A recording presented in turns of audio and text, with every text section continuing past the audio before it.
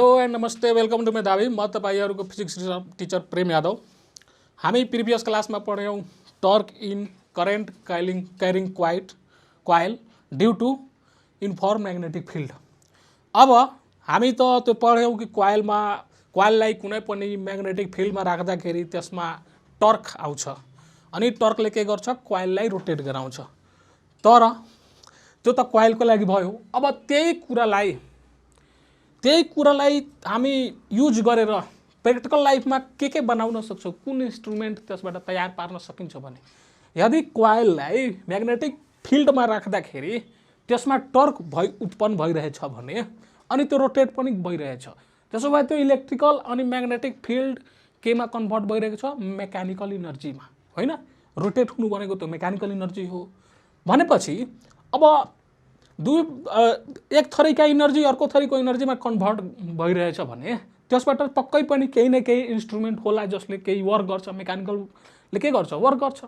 अनि त्यसबाट के हामी निर्माण गर्न सक्छौं त? यस्तो हेर्दाखेरि फर्स्टमा त त्यो सिद्धान्तमा हामी मुभिङ क्वाइल ग्याल्भेनोमिटर तयार गर्न सकिन्छ। ग्याल्भेनोमिटर के हो भने हामी पहिला जानिसकेका छौं। ग्याल्भेनोमिटर त्यो इन्स्ट्रुमेन्ट हो जसले के गर्छ, करेन्टलाई हाम्रो डिटेक्ट गर्छ अथवा करेन्टको डाइरेक्सन बताउँछ अनि यदि लिटिल करेन्ट भयो भने त्यसको मेजरमेन्ट पनि गर्छ, हैन? त्यही भएर हामी मुभिङ क्वाइलबाट ग्याल्भेनोमिटर तयार पार्न सक्छौं, हैन? अब त्यो ग्याल्भेनोमिटर मुभिङ क्वाइलबाट कसरी त्यो फर्म हुन्छ त? त्यसको कुन मेकानिजम हामी पुरै यहाँ स्ट्रक्चरहरू पढ्ने छौं, भित्री पार्टहरूदेखि लिएर बाहिरी पार्टहरू सबै पढ्ने छौं, हैन? अनि भनेपछि ग्याल्भेनोमिटर त्यही प्रिन्सिपलमा भयो कि कुनै पनि युनिफर्म म्याग्नेटिक फिल्डमा यदि हामी करेन्ट क्यारिङ कन्डक्टर अथवा क्वाइल राखियो भने त्यसमा टर्क देखा पर्छ अनि त्यसले कन्डक्टर अथवा क्वाइललाई के गर्छ, मुभ गराउँछ। त्यही प्रिन्सिपलमा हाम्रो ग्याल्भेनोमिटरको निर्माण गरिएको छ। अब ग्याल्भेनोमिटरमा हामी हेर्दाखेरि भित्री के हुन्छ त? यस्तो हेर्दाखेरि हामी हेर्न सक्छौं। यो आउटलाइनिङ तपाईको ग्याल्भेनोमिटरको एउटा स्केच हो। अब यो स्केचबाट ग्याल्भेनोमिटरमा के छ पहिला हामी जान्ने छौं। यहाँ हेर्नुस्, फर्स्टमा के हुन्छ, यहाँ एउटा क्वाइल हुन्छ। के हुन्छ? क्वाइल हुन्छ। त्यो क्वाइल त्यो इन्सुलेटरले बनेको त्यो करेन्ट क्यारिङ हुन्छ, तर बाहिरबाट के हुन्छ, इन्सुलेटिङ हुन्छ अनि धेरै थिन हुन्छ। त्यो कपर वायर पनि हुन्छ अनि त्यसलाई के गरिएको हुन्छ, इनामेलले इन्सुलेट गरिएको हुन्छ अनि धेरै थिन पातलो वायरलाई यसरी बेरिएर एउटा मेटालिक फ्रेममा बेरिएर त्यसलाई के गरिएको हुन्छ, क्वाइलको निर्माण गरिएको हुन्छ। अनि जुन फ्रेममा त्यसलाई बेरिएको हुन्छ त्यसको बीच भागमा सिलिन्ड्रिकल सफ्ट आइरन, सिलिन्ड्रिकल आकारको सफ्ट आइरन राखिएको हुन्छ। जस्तै यहाँ तपाईं हेर्न सक्नुहुन्छ, यो हो तपाईको फ्रेम। यो जुन स्क्वायर छ भित्रीवाला त्यो हाम्रो फ्रेम हो। त्यो कुनै स्ट्रक्चर छ, कुनै मटेरियलको।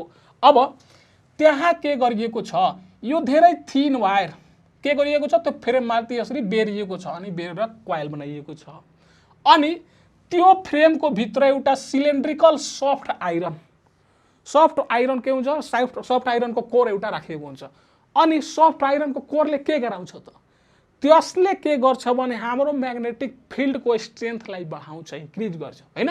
त्यही भएर त्यहाँ सिलिन्ड्रिकल सफ्ट आइरनको कोर राखिएको हुन्छ अनि त्यसले म्याग्नेटिक फिल्ड जुन हुन्छ त्यसलाई रेडियल पनि बनाउन मद्दत गर्छ, हैन?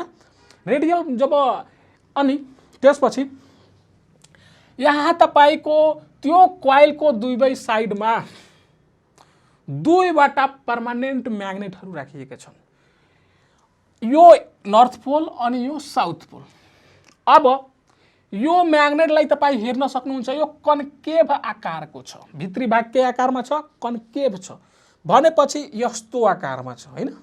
यो कन्केभ आकारमा यो दुईवटा म्याग्नेट राखिएको छ, है? अब त्यो त भयो हाम्रो पर्मानेन्ट म्याग्नेट। अब के गरिएको हुन्छ भने जुन हाम्रो यो क्वाइल हुन्छ, त्यो क्वाइलको जब वायर बेरिन्छ त्यसको दुईटा इन्ड हुनु पर्यो। एउटा इन्डलाई के गरिएको हुन्छ, हाम्रो फस्फोरस ब्रोन्जले बनेको एउटा थिन वायर हुन्छ, हैन? स्ट्रिप हुन्छ। फस्फोरस ब्रोन्ज नामको एलोयले बनेको एउटा पातलो स्ट्रिप हुन्छ। त्यो स्ट्रिपबाट यो क्वाइललाई झुन्ड्याइएको हुन्छ हैन।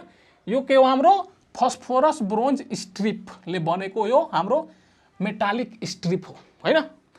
अनि जब यो क्वाइललाई झुन्ड्याइदियो यता यो मेटालिक स्ट्रिपले, अब फेरि यो स्ट्रिपको भाग एउटा मुभेबल टर्जनमा हालिएको हुन्छ। टर्जन भनेको के हो, त्यो जसको माथिल्लो भाग यस्तो हुन्छ हैन, चेप्टो हुन्छ, सर्कुलर हैन, अनि यहाँको भाग अलि त्यो नट जस्तो, नट बोल्ट जस्तो हुन्छ नि त्यस्तै। अब त्यो टर्जनको भागमा यो वायरलाई कनेक्ट गरिएको हुन्छ। अनि यो टर्जनल भाग जुन छ त्यो हाम्रो के हुन्छ, मुभेबल हुन्छ, त्यो मुभ गर्छ हैन। अब यति गरिसकेपछि क्वाइलको अर्को इन्ड, यहाँ अर्को इन्ड हो, त्यो अर्को इन्डलाई एउटा स्प्रिङले कनेक्ट गरिएको हुन्छ। त्यो स्प्रिङमा फ्यु टर्न्सहरू हुन्छ, धेरै टर्न्स हुँदैन स्प्रिङमा हैन। अनि त्यो स्प्रिङ पनि फस्फोरिक ब्रोन्जले नै बनेको हुन्छ। अर्को इन्ड यहाँ कनेक्ट गरिसकेपछि त्यो स्प्रिङको अर्को इन्ड हैन, एउटा इन्डमा त त्यो क्वाइलको इन्ड कनेक्ट गरियो, अनि स्प्रिङको जो अर्को इन्ड छ त्यो हाम्रो बाइन्डिङ बोल्टले यहाँ कनेक्ट गरिएको हुन्छ। मतलब त्यो हाम्रो जुन आउट त्यो फ्रेमिङ हुन्छ हाम्रो पुरै ग्याल्भेनोमिटरको, त्यसमा के गरिएको हुन्छ, यसलाई बाइन्डिङ गरिएको हुन्छ। अर्थात् यो स्प्रिङ यहाँबाट रोटेट गर्न सक्दैन हैन, यहाँ यसलाई बाइन्ड गरिदिएको हुन्छ हाम्रो त्यो स्क्रुले। यो इन्ड यहाँ रोटेट गर्न सक्छ किनकि यहाँ स्क्रुले बाइन्ड गरेको छैन, त्यो टोर्जनल पार्ट रोटेटिङ खालको हुन्छ, फ्री हुन्छ। अनि यो इन्ड तपाईको फ्री हुँदैन, यसलाई स्क्रुले बाइन्ड गरिदिएको हुन्छ। अब यति भइसकेपछि यो त हाम्रो के भयो, ग्याल्भेनोमिटरको इन्टर्नल स्ट्रक्चर फर्म भयो। अब तपाई हेर्न सक्नुहुन्छ, जब यसमा क्वाइलमा यो दुवै इन्डबाट एउटा इन्ड यहाँदेखि आएछ हैन, वायरको अर्को इन्ड यहाँबाट लगियो, अनि दुवै यहाँबाट अनि यहाँबाट अब यदि करेन्ट पठाइयो भने क्वाइलमा हाम्रो करेन्ट सर्कुलेट हुन्छ। सर्कुलेट भइसकेपछि हामीलाई थाहै छ, हामी प्रिभियस क्लासमा पढि नै सकेका छौँ कि कुनै पनि क्वाइलमा वायर सर्कुलेट गरिरहेछ, अनि त्यो क्वाइलको वरिपरि के छ, म्याग्नेटिक फिल्ड छ भने त्यो क्वाइलमा टर्क आउँछ, अनि टर्कले के गर्छ, रोटेट गराउँछ हैन। भनेपछि यो म्याग्नेटिक फिल्डहरू, यो म्याग्नेट अनि यो म्याग्नेटबाट दुवै म्याग्नेटिक फिल्ड, यहाँ म्याग्नेटिक फिल्डहरू छन् बिचमा हैन। जस्तै यहाँ हेराइएको छ, यो हाम्रो क्वाइलको स्ट्रक्चर भयो हैन, अनि यहाँबाट म्याग्नेटिक फिल्ड, यहाँबाट फिल्डको लाइनहरू आइरहेछन् भने क्वाइलमा फिल्डहरू पनि छन्, अनि त्यो क्वाइलमा करेन्ट सर्कुलेट हुँदाखेरि के हुन्छ, टर्क आउँछ, टर्कले त्यसलाई रोटेट गराउँछ। भनेपछि के हुन्छ, यहाँ टर्क आउने बित्तिकै यो टर्कले के गर्छ, क्वाइललाई यसरी रोटेट गराइदिन्छ। रोटेट गराएमा यो जुन हाम्रो फस्फोरस ब्रोन्ज एलोयको बाट बनेको स्ट्रिप हो त्यो पनि रोटेट गर्छ, किनकि त्योसित त्यो त कनेक्ट गरिएको हुन्छ। अनि यो क्वाइल त यहाँ फ्री छ नि त, यो इन्ड पुरै फ्री छ, रोटेट गर्ने खालको छ हैन। भनेपछि यो क्वाइल रोटेट हुन्छ, अनि यो स्ट्रिप पनि त्यसको सँगसँगै रोटेट हुन्छ, अनि त्यो स्ट्रिपले गर्दा यो हाम्रो जो टर्जनल स्ट्रक्चर छ, जुन टर्जन छ हाम्रो, त्यो पनि रोटेट गर्छ, त्यो पनि फ्री बनाइएको छ। अनि त्यो रोटेट भइसकेपछि त्यो टर्जनलको जुन इन्ड छ यो हाम्रो निडलले कनेक्ट गरिएको छ, जुन यहाँ हेराइएको छ। के छ यो हाम्रो यो टर्जनलको इन्ड यहाँ एउटा पोइन्टरले कनेक्ट, यहाँ स्प्रिङ छ तर त्यो टर्जन हो हैन, स्प्रिङकै काम गर्छ टर्जनले। त्यसले के गर्छ, जस्तै स्प्रिङले कुनै फोर्स लगाउँदाखेरि त्यो डिफर्म हुन्छ हैन, अनि फेरि छोड्दाखेरि त्यसमा रिस्टोरिङ फोर्स आउँछ, त्यस्तै त्यसले पनि काम गर्छ हैन। भनेपछि यो हाम्रो टर्जनलले मा कनेक्ट गरिएको निडलले के गर्यो, निडलले पनि त्यसको साथसाथै मुभ गर्छ हैन। अनि त्यो मुभ गरेपछि जब निडल मुभ गर्यो त यहाँ हाम्रो स्केल राखिएको छ हैन, यहाँ हाम्रो रिडिङहरू राखिएका छन् स्केलमा।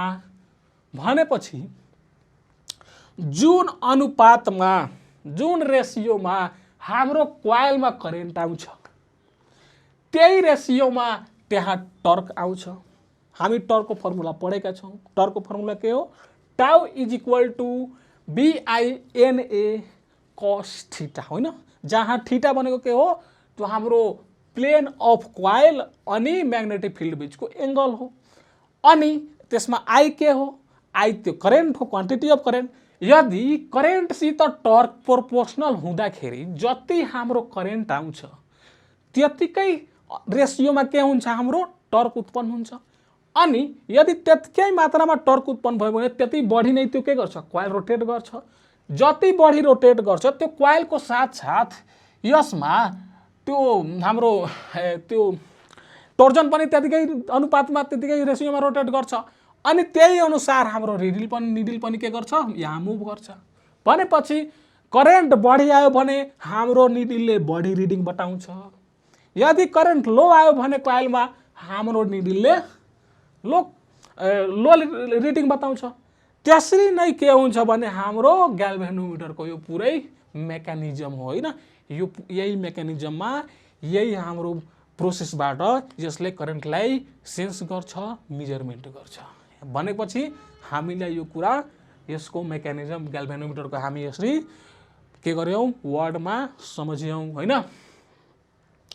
अब हामी यसको म्याथमेटिकल डेरिभेसनतिर लाग्छौँ, यसको म्याथमेटिकल एक्सप्रेसन। यो त भयो एक्सप्लेनेसन। अनि तपाईँ हेर्न सक्नुहुन्छ यो जुन बाहिरको स्ट्रक्चर हो यो फ्रेमिङ हो, यो ग्याल्भेनोमिटरले के गरिएको छ?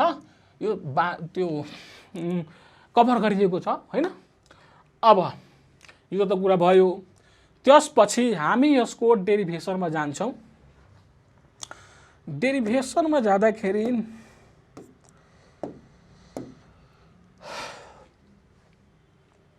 त्यही कुरा मैले एक्सपिरियन्स गरेको थिएँ। वर्किङ थ्योरी कुन हो? त वर्किङ थ्योरी उयो नै हो कि त्यहाँ करेन्ट जाँदाखेरि टर्क आउँछ। अनि टर्कको फर्मुला हामीलाई थाहै छ, BINA cos थीटा, जहाँ B हो म्याग्नेटिक फिल्ड, I हो करेन्ट, N हो नम्बर अफ टर्न क्वाइलमा नम्बर अफ टर्न होइन, कतिवटा टर्नहरू त्यसमा बेरिएका छन्। अनि A हो एरिया अफ क्वाइलको प्लेनको एरिया होइन। अनि थीटा कुन हो?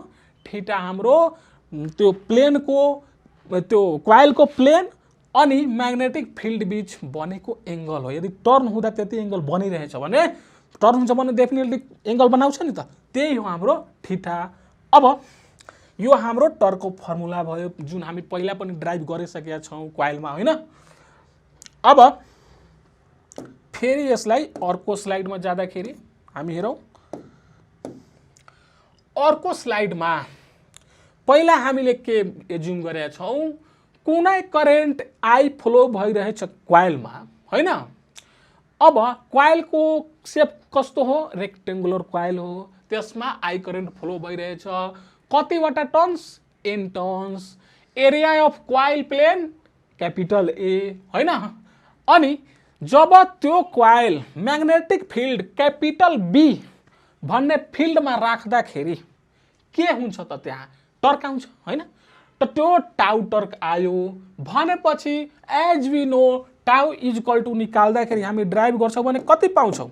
यति नै पाउँछौँ ड्राइभ गर्दाखेरि, जुन हामी पहिलाको प्रिभियस क्लासमा ड्राइभ गरिसकेका छौँ कि रेक्टेङ्गुलर क्वाइललाई म्याग्नेटिक फिल्डमा राख्दा टर्क आउँछ। अनि टर्कको डेरिभेसन के आउँछ? यतिकै आएको थियो होइन।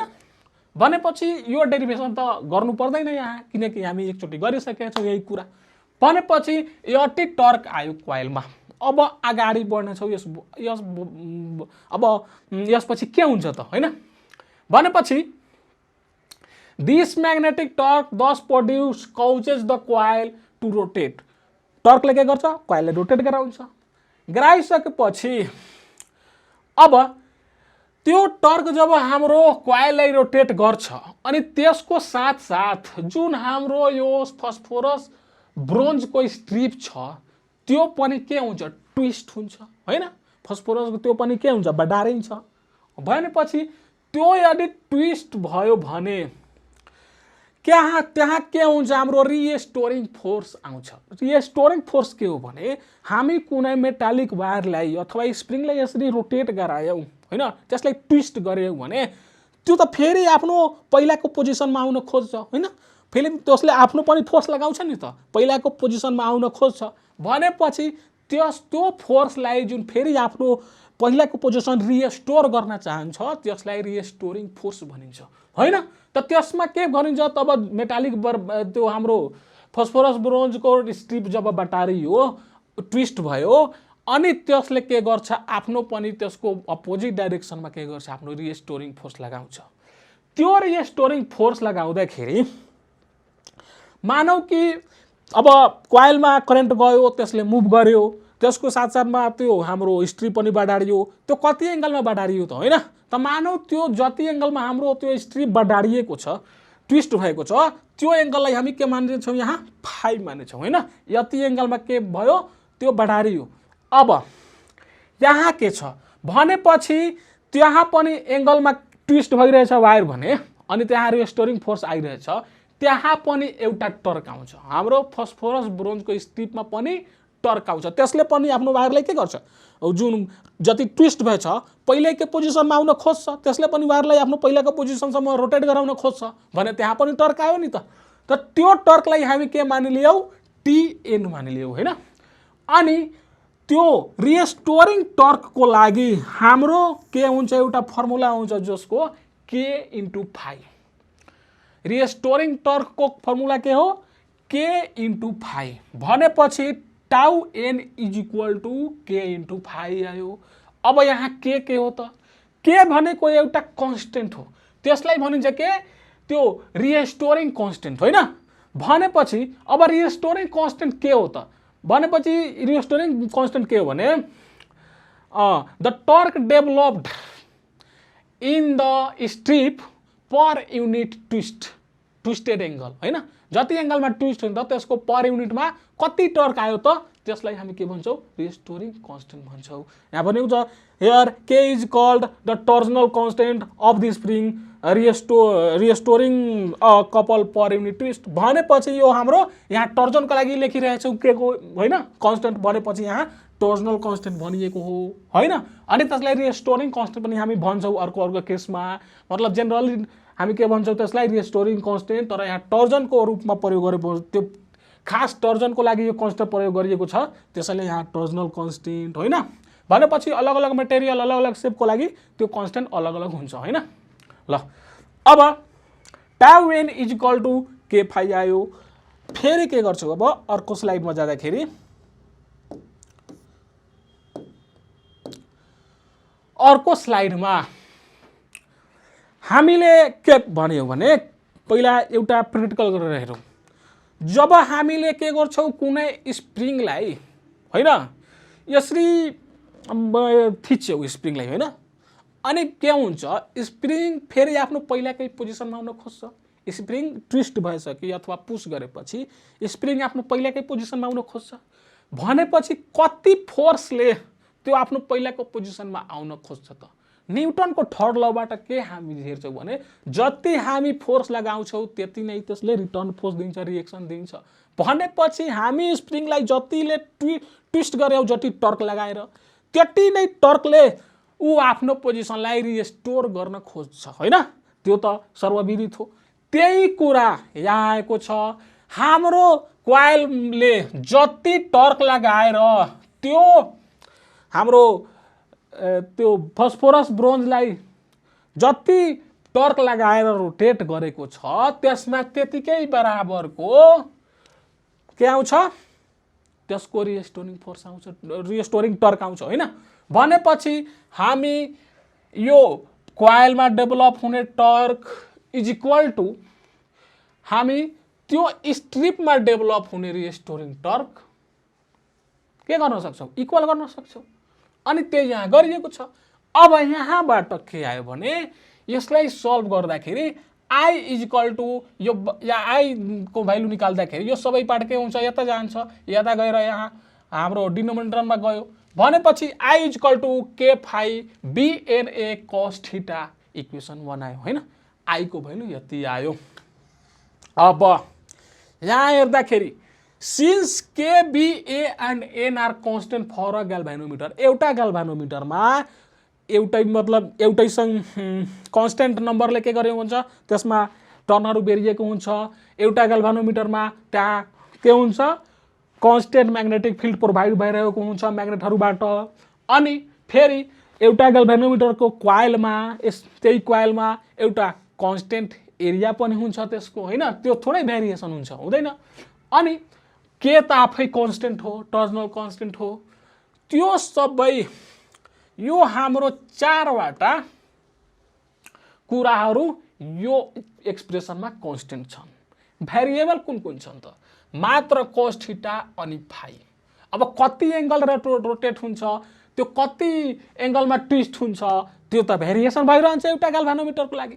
भनेपछि यहाँ हामी के गर्छौं, कन्स्टेन्टहरूलाई इलिमिनेट गर्छौं। इलिमिनेट गरेपछि यो इक्वलको साइन हट्छ अनि आउँछ I is directly proportional to phi by cos theta.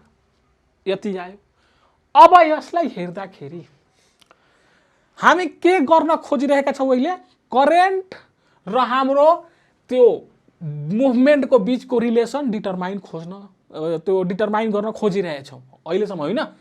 भनेपछि हाम्रो यो करेन्ट यो फाइ बाई cos थीटासित डाइरेक्टली प्रोपोर्सनल छ त? भनेपछि यो फाइसित डाइरेक्टली प्रोपोर्सनल छैन, किनकि यहाँ cos थीटा पनि के हो, एउटा भेरिएबल हो, हैन। अनि के गर्छ यसले पनि चेन्ज गराउँछ नि त, हैन। भनेपछि यो मतलब प्रोपोर्सनल छैन। That is deflection produce is not proportional to the current. हाम्रो जुन डिफ्लेक्सन आउँछ त्यो करेन्टसित अहिले प्रोपोर्सनल हेरिरहेको छैन, हैन। किनकि यो थीटाको भ्यालु चेन्ज भयो भने हाम्रो के बनेका छौं हामी कि tau is equal to BINA cos थीटा। अब जब थीटाको भ्यालु चेन्ज भइरहन्छ भने डिफ्लेक्सन साथ, जब क्वाइलमा डिफ्लेक्सन हुन्छ, क्वाइल रोटेट हुन्छ अनि त्यो थीटाको भ्यालु चेन्ज हुन्छ। थीटाको भ्यालु चेन्ज हुन्छ भने टाउको पनि भ्यालु चेन्ज हुन्छ। अनि भनेपछि त्यो टाउको भ्यालु चेन्ज भयो भने रिस्टोरिङ टाउको ट्विस्टमा पनि चेन्ज आउँछ, हैन। त्यो हाम्रो स्ट्रिपमा हुने ट्विस्टमा पनि चेन्ज आउँछ नि त टर्को साथ। भनेपछि यो अहिले कन्स्टेन्ट त्यो हाम्रो प्रोपोर्सनल करेन्टसित भएन के। अनि दैट इज त्यो अहिले हाम्रो प्रोपोर्सनल छैन। त्यसको लागि के हुनु पर्यो, हाम्रो यो cos थीटालाई कन्स्टेन्ट बनाउनु पर्यो। भनेपछि cos थीटालाई त्यो कन्स्टेन्ट बनाउनको लागि हाम्रो यो थीटाको भ्यालु कन्स्टेन्ट बनाउनु पर्यो। तब मात्र हाम्रो जुन करेन्ट छ त्यो डिफ्लेक्सनसित के हुन्छ, डाइरेक्टली प्रोपोर्सनल आउँछ। अनि हामी त्यो रिलेसनलाई स्थापित गरेर ग्याल्भेनोमिटरमा ठीक रिडिङ लिन सक्छौं, एप्रोप्रिएट रिडिङ लिन सक्छौं। त्यो गर्नको लागि यहाँ के हुन्छ भने अब के गर्नुपर्छ त्यसको लागि त? अब the deflection produced in coil of the galvanometer will be directly proportional to the current only if the poles of magnet are made concave so as to produce radial field।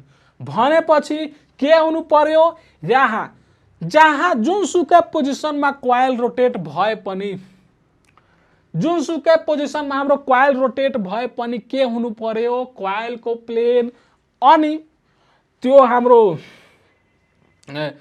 फिल्डको त्यो फिल्ड लाइनसित एंगल जुन हुनु पर्यो त्यो constant हुनु पर्यो, त्यही हुनु पर्यो, हैन।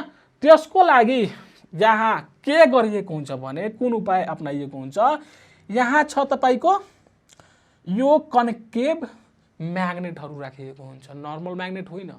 के छ यसको शेप, यहाँ कन्केभ छ। भनेपछि यो कन्केभले यस्तो फिल्डलाई निकाल्छ यहाँबाट, हैन। यस्तो प्यारलल यस्तो हाम्रो म्याग्नेट हुन्थ्यो भने सिधै यस्तो प्यारलली त्यो म्याग्नेटिक लाइन्सहरु निकाल्थ्यो नि त, हैन। यस्तो लाइनहरु प्रोड्युस गर्थ्यो। तर यो हाम्रो कन्केभ बनाइदियो भने के गर्छ, अब यसरी लाग्छ कि यो सबै जना एउटै पोइन्टमा गएर भेट्छन्, हैन। यस्तो हामी दुवै साइडको म्याग्नेटले फिल्ड लाइनलाई प्रोड्युस गरिरहेछ। अब यसबाट के फाइदा भयो भने जब यहाँ हेर्नुहोस्, यहाँबाट टप भ्यू क्वाइलको टप भ्यू राखिएको छ, हैन। यो हो तपाईको वाइन्डिङ, यो के हो, वायरको वाइन्डिङ हो, हाम्रो क्वाइलको टर्निङहरु हो, हैन। यसले बाइन्ड गरिएको छ। अनि यहाँबाट के भइरहेछ, यस्तो तपाईको म्याग्नेटिक फिल्ड जेनेरेट भइरहेको छ। म्याग्नेटिक फिल्ड यहाँबाट यस्तै पनि जेनेरेट भइरहेछ, यहाँ पनि भइरहेछ। भनेपछि जहाँसुकै जुनसुकै पोजिसनमा यो क्वाइल रोटेट भएर आए पनि त्यो म्याग्नेटिक फिल्डसित उसले कस्तो एंगल बनाउँछ त, 0 डिग्रीको एङ्गल बनाउँछ। जहिले पनि यो क्वाइलको जुन हाम्रो बाइन्डिङहरू हुन्छ यस्तो बेरिएको त्यो फोर्स लाइनसित यस्तो प्यारलेल एङ्गल बनाइरहेको हुन्छ भनेपछि क्वाइल हाम्रो जुनसुकै पोजिसनमा जाओस् रोटेट भएर त्यहाँ हाम्रो क्वाइलको प्लेन अनि म्याग्नेटिक फिल्ड लाइन्सको प्लेन के हुन्छ जहिले पनि प्यारलेल हुन्छ अर्थात् 0 डिग्रीको एङ्गल बनाएको हुन्छ। भएपछि त्यस्तो भएपछि यो थीटाको भ्यालु त जहिले पनि 0 भनेपछि cos थीटाको भ्यालु जहिले पनि 1 हैन। अनि हामी यो के गर्छौं डिनोमिनेटरमा 1 छ भने हामी त्यसलाई नेग्लेक्ट गर्न सक्छौं हैन। भनेपछि यो हाम्रो अब अर्को रिलेसन कसरी आउँछ भने cos थीटा 1 भएपछि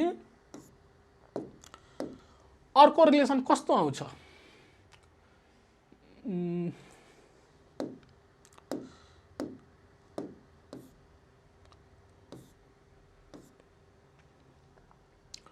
अर्को रिलेसन हाम्रो cos थीटा यदि 1 बनाइदियो भने हाम्रो रिलेसन जुन आयो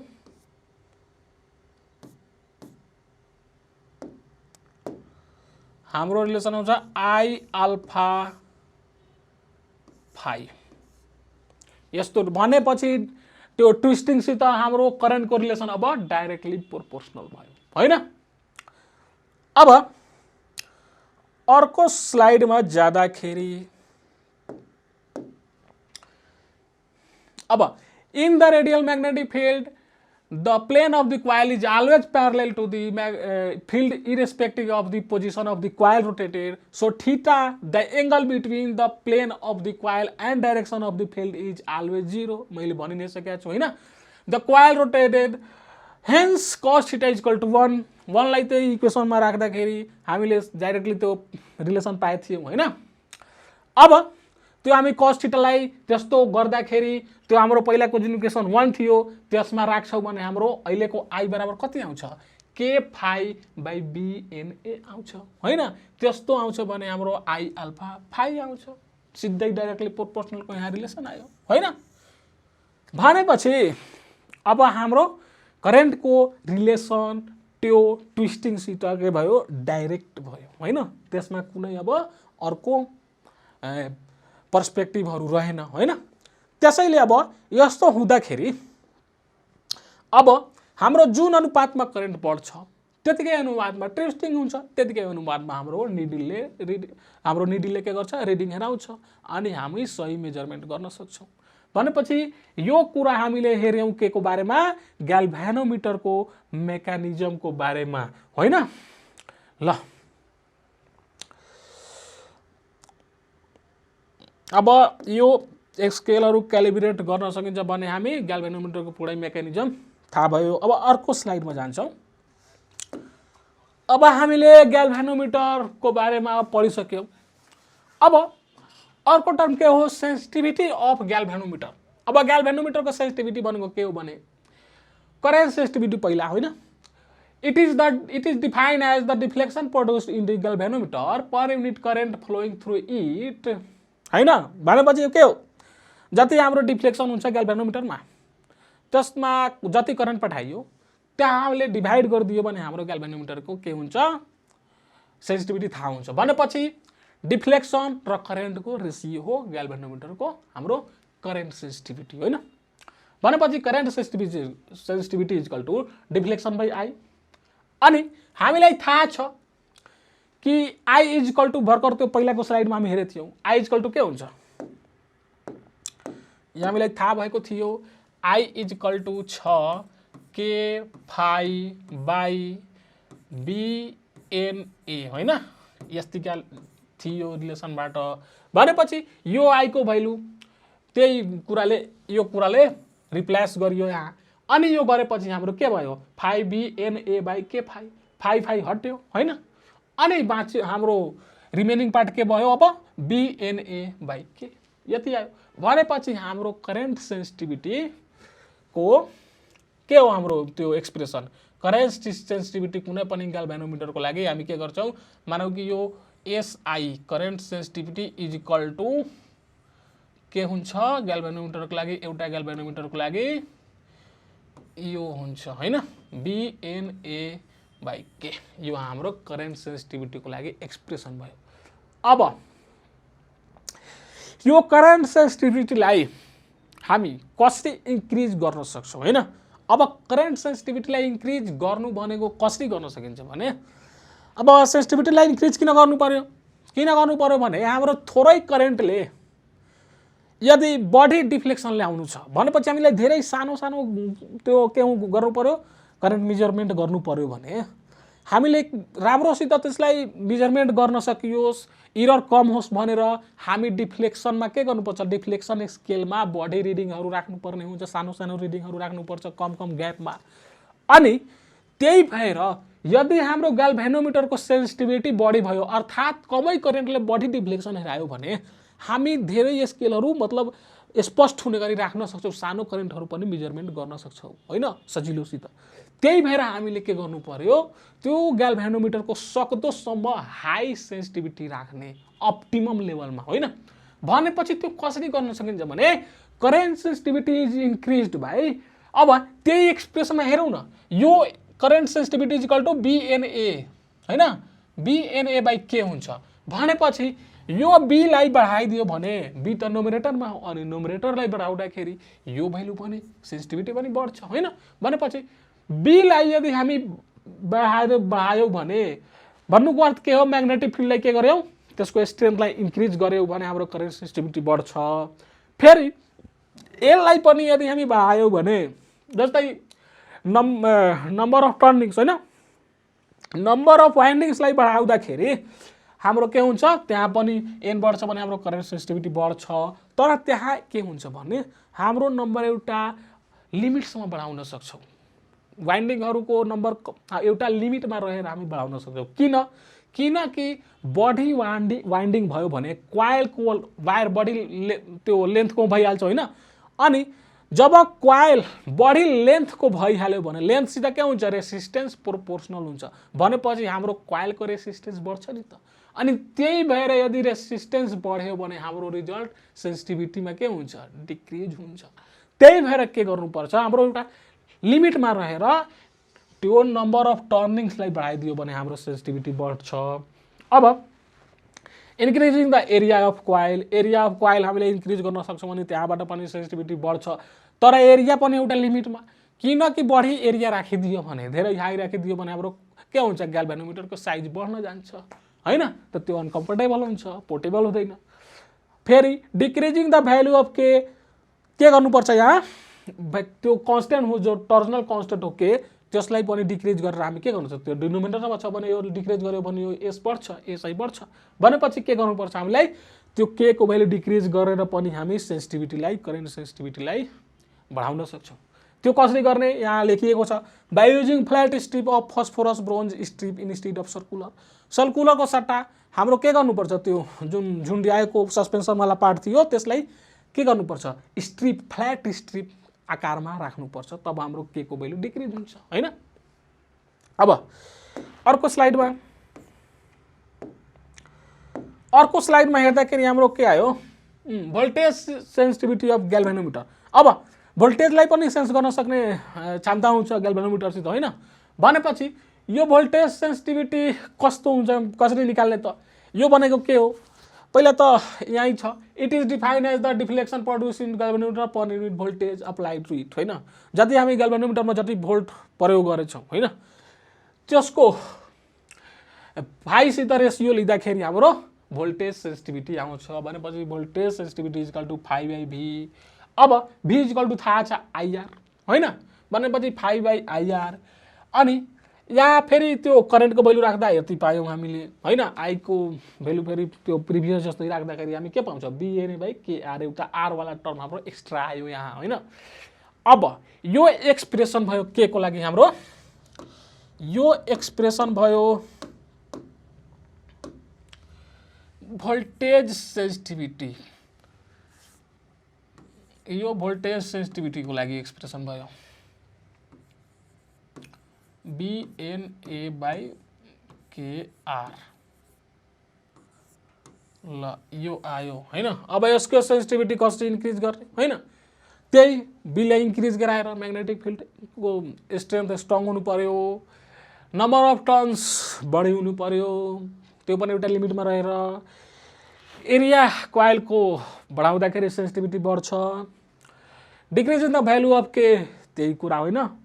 अनि decreasing the value of resistance, हाम्रो कोइलको रेसिस्टेन्सलाई घटाउनु पर्यो। सक्दोसम्म जुन मेटेरियलको त्यो हाम्रो रेसिस्टेन्स कम हुन्छ, सबैभन्दा कम हुन्छ, त्यो मेटेरियल युज गर्नु पर्यो कोइलमा, होइन। त्यसरी हामी यो कुराहरू अप्लाई गर्न सक्छौँ सेन्सिटिभिटी इन्क्रिज गर्नको लागि। अब अर्को स्लाइडमा हेर्छौँ। अर्को स्लाइडमा छ हाम्रो advantages and disadvantages of moving coil galvanometer. ग्याल्भेनोमिटरको के एडभान्टेजेसहरू छन् त, होइन।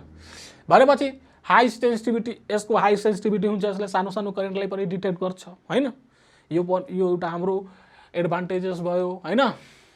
अनि not easily affected by extreme magnetic field. Extreme magnetic field हो भने के हो भने त्यो एक्स्ट्रा आउटर सोर्सबाट, कुनै आउटर सोर्सबाट म्याग्नेटिक फिल्डहरू आइरहेछन्, त्यसबाट यसले डिफेक्टेड हुँदैन। जस्तै अर्थको पनि आफ्नो म्याग्नेटिक फिल्ड छ नि त। अनि मानौ कि कुनै यस्तो एरिया छ जहाँ ठुलो ठुलो म्याग्नेटहरू छन्, अनि त्यहाँ गएर हामी ग्याल्भेनोमिटरले नापियो भने, करेन्टलाई मेजरमेन्ट गरियो भने के हुन्छ, त्यो एक्स्ट्रा म्याग्नेटिक फिल्डले पनि कोइलमा फोर्स लगाउन सक्छ, होइन। तर यो भनेको यहाँ ग्याल्भेनोमिटरमा अप्लाई हुँदैन, त्यहाँ एक्स्ट्रा म्याग्नेटिक फिल्डहरूले त्यहाँ के हुन्छ, अर्को इन्स्ट्रुमेन्टहरूमा इफेक्ट पार्छ, तर हाम्रो ग्याल्भेनोमिटरमा त त्यसले इफेक्ट पार्दैन के। त्यस्तो यसको डिजाइन हुन्छ। भनेपछि यो इजिली एक्स्ट्रा म्याग्नेटिक फिल्डबाट इफेक्ट हुँदैन। भनेपछि हाम्रो जहाँ पनि जुनसुकै ठाउँमा पनि करेक्ट मेजरमेन्ट दिन्छ करेन्टको। यो पनि एउटा बेनिफिट भयो।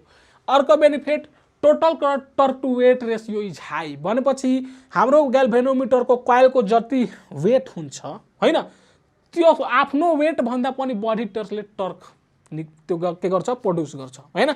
भनेपछि हाम्रो त्यो टर्क र त्यसको वेटको रेसियो धेरै हाई हुन्छ, होइन। भनेपछि हामी बढी टर्क कम वेटको ग्याल्भेनोमिटर प्रयोग गरेर नै के गर्छौँ, पाउन सक्छौँ। यो पनि एउटा बेनिफिट भयो। हाई एक्युरेसी एन्ड रिलायबिलिटी, धेरै एक्युरेट मेजरमेन्ट दिन्छ अनि धेरै हामी यसमा रिलाइ गर्न सक्छौँ, होइन। यो पनि एउटा बेनिफिट भयो। भनेपछि यसले कहिले बिरलै कहिले काहीँ रङ इन्फर्मेसन दिन्छ, होइन। त्यसैले यो पनि एउटा बेनिफिट भयो। डिसएडभान्टेजेस के हो अब यसको? अब यसको यही हो, it can be use only to measure direct currents, होइन। यसले मात्र डिसी नाप्नको लागि प्रयोग गर्न सकिन्छ, एसी डिटेक्ट गर्नको लागि सकिन्छ, यसको डाइरेक्सन थाहा पाउनको लागि गर्न सकिन्छ। तर यो के हो, हाम्रो डाइरेक्ट करेन्टलाई मात्र हामी मेजरमेन्ट गर्नको लागि यसको प्रयोग गर्न सक्छौँ। फेरि develops errors due to factors like ageing of the instrument. यो त हरेक इन्स्ट्रुमेन्टको कुरा हो, होइन। त्यो जति एज बढ्दै जान्छ त्यसको इरर बढ्दै जान्छ, अनि फेरि ड्यामेज पनि हुन्छ, स्प्रिङमा पनि त्यो लुजनेस आउँछ, होइन। यो कुरा हामी ग्याल्भेनोमिटरको बारेमा थाहा भयो। अब नेक्स्ट स्लाइडमा हाम्रो छ अर्को टपिक, हल इफेक्ट। हल इफेक्ट के हो, होइन।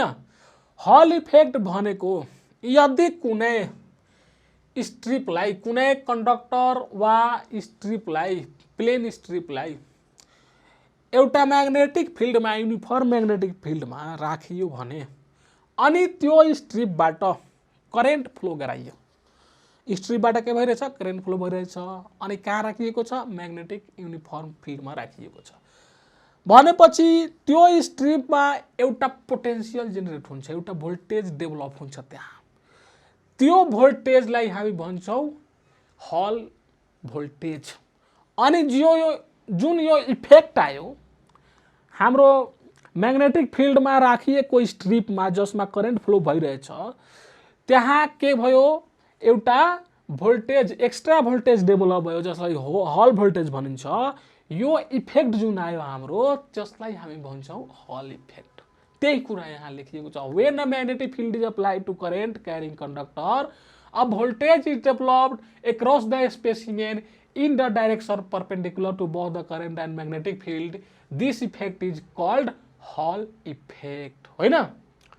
भनेपछि जब त्यो भोल्टेज आउँछ कुन डाइरेक्सनमा आउँछ त, म्याग्नेटिक फिल्ड र करेन्ट अप्लाई जुन गरी भएको छ त्यसको दुवैको परपेन्डिकुलर हुने गरी त्यो आउँछ, होइन। यो हामी हल इफेक्टको बारेमा हेऱ्यौँ। अब यसको म्याथमेटिकल डेरिभेसन पनि हेर्नुपर्छ। यहाँ अब हल भोल्टेज आयो। अब हामी त्यसको हल भोल्टेजलाई कसरी मेजरमेन्ट गर्ने, कसरी डिटरमाइन गर्ने, त्यसको लागि एक्सप्रेसन हेर्छौँ। जस्तै यहाँ तपाईँ हेर्न सक्नुहुन्छ, एउटा यो मेटालिक प्लेन स्ट्रिप हो। यसको लेन्थ छ, ब्रेथ छ, केही थिकनेस पनि छ, होइन? मानौ कि यो कपरको नै होला जसबाट करेन्ट फ्लो हुन सकोस्, होइन? अब यसमा के गरिएको छ, यो जुन एरियामा राखिएको छ त्यहाँको स्पेसमा जहाँ राखिएको छ त्यो स्पेसमा म्याग्नेटिक फिल्डहरू छन्, युनिफर्म म्याग्नेटिक फिल्ड। जस्तै यो डाइरेक्सन हो म्याग्नेटिक फिल्डको, हाम्रो म्याग्नेटिक फिल्ड यस्तै माथितिर गइरहेछ, होइन? अब यो स्ट्रिपको पहिला लेन्थ हेरौँ। यो हाम्रो लेन्थ हो, होइन? यो हाम्रो ब्रेथलाई डी इंगित गरिएको छ। अनि यो स्ट्रिपको जुन हाम्रो हाइट हो यसलाई थिकनेसलाई टीले डिनोट गरिएको छ। अनि यति भइसकेपछि यसमा के गरिएको छ भने एउटा सेलले, यहाँ सेल छ अनि यसले करेन्ट सप्लाई गरिरहेछ। कति करेन्ट? आई करेन्ट यसले सप्लाई गरिरहेछ। आई करेन्ट हाम्रो मेटालिक स्ट्रिपमा गइरहेको छ, होइन? यति भयो भने यसले के गर्यो, हल इफेक्टको कन्डिसनहरू सेटिस्फाई गर्यो। म्याग्नेटिक फिल्ड पनि छ, यसमा करेन्ट पनि फ्लो भइरहेछ भने यहाँ हल भोल्टेज आउनु पर्यो। हल भोल्टेज अब निकाल्नको लागि कसरी कुन त्यो एप्लिकेसन अपनाउने त? यहाँ हेर्दाखेरि पहिला यसको मेकानिजम एकचोटि हेर्छौँ। त्यो हल भोल्टेज कसरी आउँछ त, किन आउँछ, त्यसको इन्टरनल भित्र के हुन्छ, त्यहाँ के एक्स्ट्रा भोल्टेज आउँछ, होइन? भनेपछि हामीलाई थाहा छ कुनै पनि कन्डक्टरमा, मेटालिक कन्डक्टरमा फ्री इलेक्ट्रोनहरू हुन्छ, जसले गर्दा के हुन्छ, जब फ्री इलेक्ट्रोन्सहरू इएमएफ जब अप्लाई गरिन्छ त्यहाँ कन्डक्टरमा, इएमएफले के गर्छ, फ्री इलेक्ट्रोनहरूलाई मुभ गराउँछ अनि इलेक्ट्रोनहरू फ्लो हुन्छ। अनि त्यसैलाई के भन्छौँ हामी, करेन्ट फ्लो हुनु हामी भन्छौँ, होइन? भनेपछि यहाँ पनि यो मेटालिक त्यो स्ट्रिपमा धेरै चार्जहरू के भइरहेछ, फ्लो भइरहेछ, होइन? यस्तो धेरै चार्जहरू यहाँबाट गइरहेका छन्। अब यो चार्जहरू जब यहाँबाट करेन्ट सप्लाई गर्दा फ्लो हुन्छ, यहाँ के छ, म्याग्नेटिक फिल्ड अप्लाई गरिएको छ। हामीले पढेका थियौँ कि कुनै पनि चार्ज यदि म्याग्नेटिक फिल्डमा मुभ गरियो भने त्यहाँ त्यो चार्जमा के गर्छ, फिल्डले फोर्स लगाउँछ, त्यहाँ एउटा फोर्स आउँछ, होइन? हामी यो डेराइभ पनि गरिसकेका छौँ, the force on the moving charge due to magnetic field, त्यो गरिसकेका छौँ। भनेपछि यहाँ पनि त हाम्रो फोर्सहरू गइरहेछन्, होइन? यहाँ गइरहेछन्, बल्कि त्यो हाम्रो त्यो के हुन्छ, चार्जहरू मुभ गरिराखेका छन्, इलेक्ट्रोन चार्जै हो। भनेपछि यो म्याग्नेटिक फिल्डले त्यो चार्जमा के गर्छ, फोर्स पनि लगाउँछ नि त।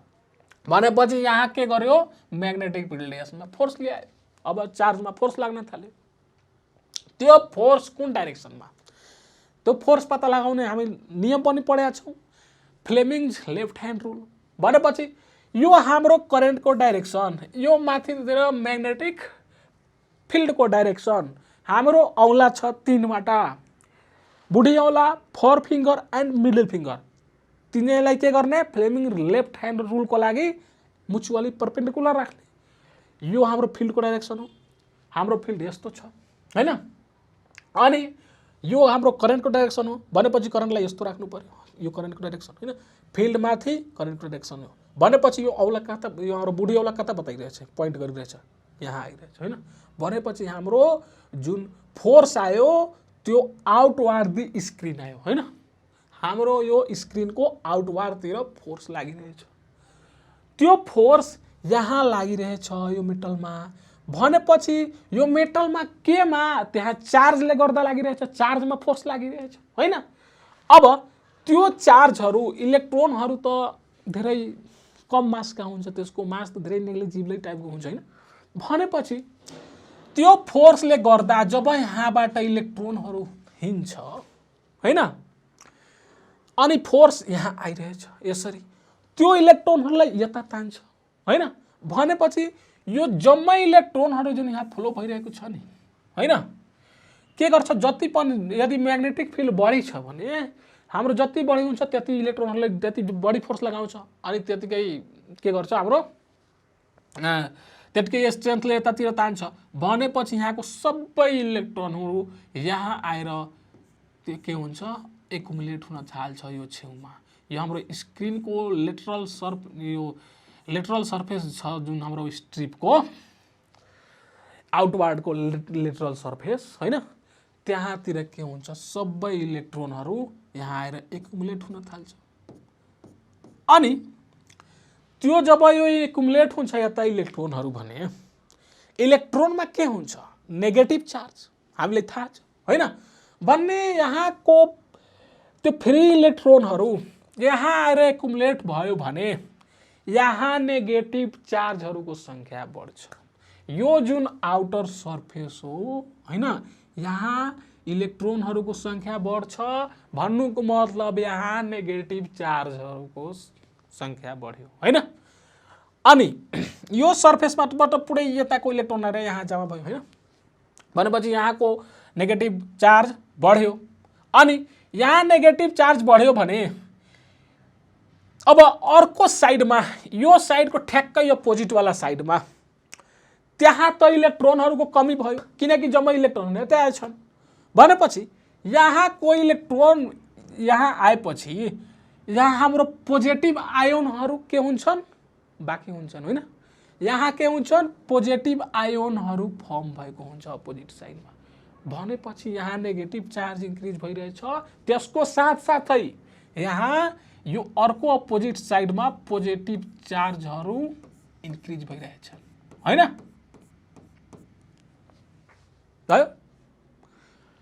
त्यो भएर यहाँ चार्जहरूको डिफरेन्स आयो यो हाम्रो पोजिटिभ चार्ज यो साइडमा नेगेटिभ चार्ज त्यसरी भएपछि यो चार्जहरूले गर्दा यहाँ दुई छेउमा एउटा निश्चित डिस्टेन्समा अपोजिट चार्जहरू छन् भनेपछि यो दुवैमा एउटा पोटेन्सियल आयो पोटेन्सियल के आयो यहाँ दुवैमा के भयो अब पोटेन्सियल डेभलप भयो हैन पोटेन्सियल त्यही नै हो यदि चार्जहरू कुनै ठाउँमा बढी नेगेटिभ छन् अनि केही डिस्टेन्समा बढी पोजिटिभ चार्जहरू छन् भने चार्जहरूको के हो बाटो पाउने बित्तिकै फ्लो हुने त्यो फ्लो हुन खोज्छ फ्लो चार्ज कसले चार्जलाई फ्लो कसले गराउँछ भोल्टेजले गराउँछ पोटेन्सियल डिफरेन्स गराउँछ भनेपछि यहाँ पोटेन्सियल डिफरेन्स आयो पोटेन्सियल क्रिएट भयो अब यिनीहरू फ्लो हुन सक्छन् भनेर हैन त्यही कुरा यहाँ त अब भोल्टेज आयो नि त पोटेन्सियल डिफरेन्स आयो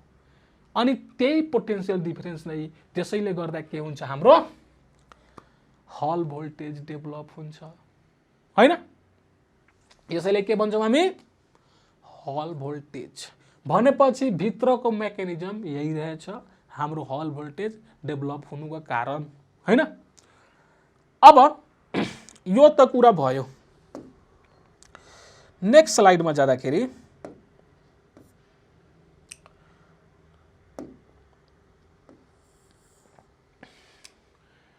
In this way, a potential difference is set up. This particular potential difference between these two sides of the strip, which is opposes the further flow of charges, is called Hall potential difference or Hall voltage. हैन यसलाई हामीले के गरेका छौं v ले integrate गरेका छौं यहाँ अब now after applying a magnetic field b force on electron अनि मैले भने त्यो फोर्सहरुले गर्दा त इलेक्ट्रोनहरु यता आएको थियो हैन अनि त्यो फोर्सको क्वान्टिटी हामीलाई थाहा छ डेराइभ गरि नै सकेका छौं त्यो म्याग्नेटिक फिल्डले गर्दा हाम्रो फोर्स आएको थियो कति F = EVD हैन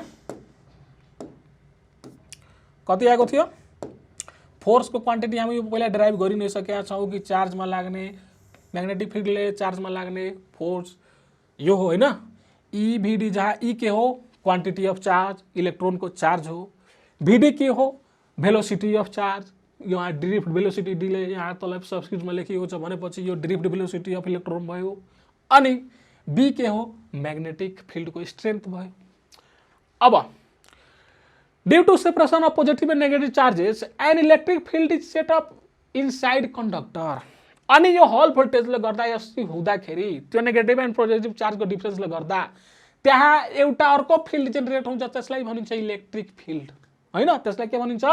इलेक्ट्रिक फिल्ड पनि यहाँ जेनेरेट भयो यो हाम्रो स्ट्रिपमा हैन।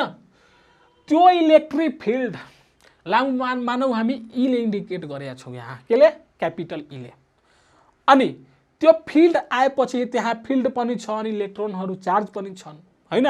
भनेपछि फिल्ड र चार्जले गर्दा फेरि एउटा अर्को फोर्स आउँछ जसले हामी इलेक्ट्रिक फोर्स भन्छौँ। यो फोर्स कुन हो? हामी त्यो 11 क्लासमा पढेको होला। F is equal to quantity of charge multiplied by electric field. त हाम्रो यो अर्को फोर्स कुन आयो?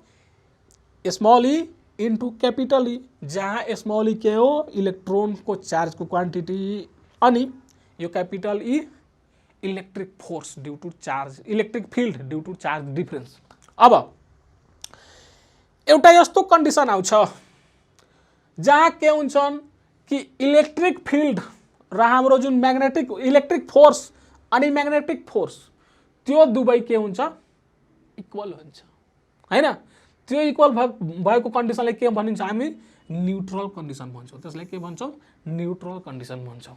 त्यो न्यूट्रल कन्डिसन रिच भएपछि यो हाम्रो इलेक्ट्रिक फोर्स अनि यो मैग्नेटिक फोर्स दुवै इक्वल हुन्छ।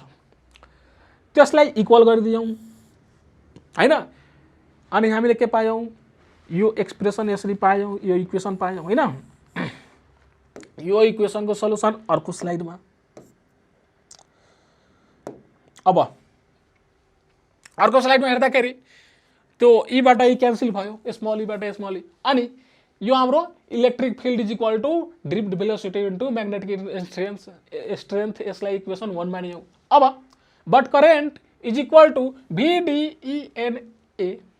यो के हो? हामी पढेका छौँ ड्रिफ्ट भेलोसिटी को टर्ममा करेन्टको क्वान्टिटी निकाल्दाखेरि यही फर्मुला प्रयोग गर्छौँ हैन। अब यसलाई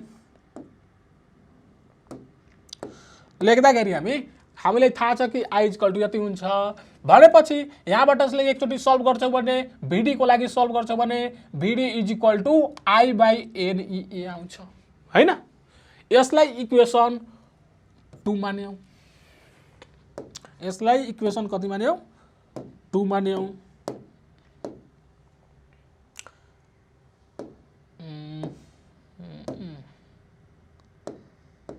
ल भनेपछि VD को भ्यालु हाम्रो यति। अब के गर्छौँ भने अनि हामीलाई थाहा छ कि हाम्रो इलेक्ट्रिक फिल्ड के हो? V/D भनेको मतलब त्यो भोल्टेज को ग्रेडियन्ट लिँदाखेरि भोल्टेज ग्रेडियन्टलाई नै के भनिन्छ? हामी ई भन्छौँ। यो 11 क्लासमा पढिसकेको कुरा हो हैन। अब यसलाई capital E is equal to V/D लेख्न सक्छौँ। किन लेख्यौँ? किनकि हेर दुवै चार्ज बीचको त्यो डिस्टेन्स कति हो? हाम्रो D हो। हाम्रो जति ब्रेथ छ यो ब्रेथ नै हाम्रो के हो? दुवै साइडको डिफरेन्स हो। भनेपछि दुवै साइडमा नेगेटिभ अनि पोजिटिभ चार्ज छन् अनि दुवै साइडको जुन चार्जको डिस्टेन्स छ हैन, सेपरेसन छ, त्यो सेपरेसनलाई यो पोटेन्शियलमा हामी डिभाइड गर्छौँ भने हाम्रो इलेक्ट्रिक फिल्ड आउँछ, अर्थात् हाम्रो भोल्टेज ग्रेडियन्ट आउँछ। इलेक्ट्रिक फिल्डलाई नै के भनिन्छ? भोल्टेज ग्रेडियन्ट भनिन्छ हैन। त्यसलाई मान्यौँ हामी इक्वेसन 3 हैन। अब फेरि यो इक्वेसन 1, 2 एन्ड 3 बाट हाम्रो इक्वेसन 1 मा आएछ E इज इक्वल टू यति, 2 मा आएछ VD इज इक्वल टू यति, अनि 3rd मा आएछ E is equal to V/D हैन। अब यो इक्वेसनहरूलाई हामी के गर्छौँ? पहिलाको इक्वेसनमा त्यो कहाँ राख्छौँ? त्यो हाम्रो यो 1 मा राख्छौँ। यो तीनटैलाई होइन, हाम्रो के गर्छौँ? यो इक्वेसन 2 अनि इक्वेसन 3 मा जुन भ्यालुहरू आएछ यो इक्वेसनमा पुट गर्छौँ। यो इक्वेसनमा पुट गर्दाखेरि E केले रिप्लेस हुन्छ? E V/D ले रिप्लेस हुन्छ हैन। अनि VD केले रिप्लेस हुन्छ? VD हुन्छ I/NEA। VD लाई के गर्यो? रिप्लेस गर्यो? I/NEA ले रिप्लेस गरिदियो हैन। अनि B को B नै छ भनेपछि हामीले यो एक्सप्रेसन पायौँ हैन। यसरी गरेपछि अनि यहाँबाट फेरि यो जुन हाम्रो D हो, दुवै चार्जको अपोजिट चार्जको सेपरेसन छ, जसलाई हामी के गर्यौँ? यहाँ डिनोमिनेटरबाट गरेर हाम्रो इक्वल साइनको अर्कोतिर लाग्दाखेरि के हुन्छ? अब यो आइहाल्छ तपाईँको V is equal to DIBNEA होइन। अब फेरि हामीलाई थाहा छ कि यो जुन एरिया छ हाम्रो स्ट्रिपको कुन फेसको एरिया, हामीलाई त्यो फेसको एरिया चाहियो जहाँबाट इलेक्ट्रिक चार्ज फ्लो भइरहेछ, मतलब इन्टर गरिरहेछ अनि जहाँबाट लिभ गरिरहेछ होइन। भनेपछि यो हाम्रो जुन फेस छ स्ट्रिपको, यो स्ट्रिपको फेसको एरिया कसरी निकाल्ने त? यो जियोमेट्रीको सजिलो कुरा होइन। यो भयो डी अनि यसको यो साइड फेरि टी, दुवैलाई मल्टिप्लाई गरिदियो भने हाम्रो यो फेसको एरिया आउँछ।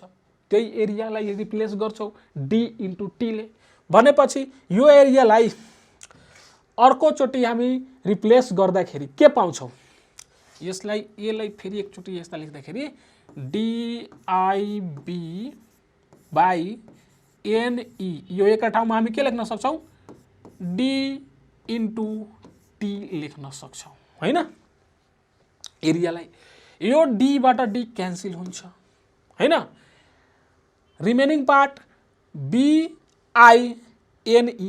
भनेको V is equal to BI by NET आयो होइन। यसलाई सर्टकटमा याद राख्नको लागि हाम्रो एउटा ट्रिक हुन्छ V is equal to by net होइन। यो हाम्रो इक्वेसन 4 भयो। भनेपछि यो जुन V हो हामीले यसलाई के मानेको थियौँ? हल भोल्टेज होइन। यो हल भोल्टेजको हाम्रो